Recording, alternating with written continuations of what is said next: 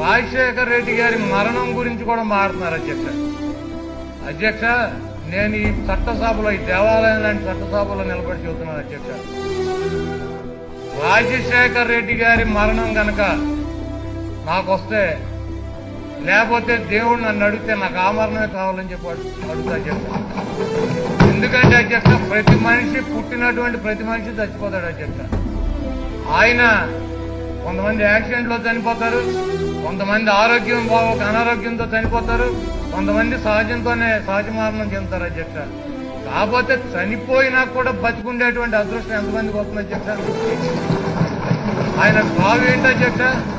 5 సంవత్సరాలు ముఖ్యమంత్రిగా పనిచేసి రెండోసారి ముఖ్యమంత్రిగా ఎన్నికయ్యి ప్రజల దగ్గరికి రచ్చబండ కార్యక్రమం, వాళ్ళ సమస్యలు తెలుసుకోవడానికి వెళ్తూ ప్రమాదవశాత్తు వాతావరణం అనుకూలించక మరణించాడు అధ్యక్ష. ఆయన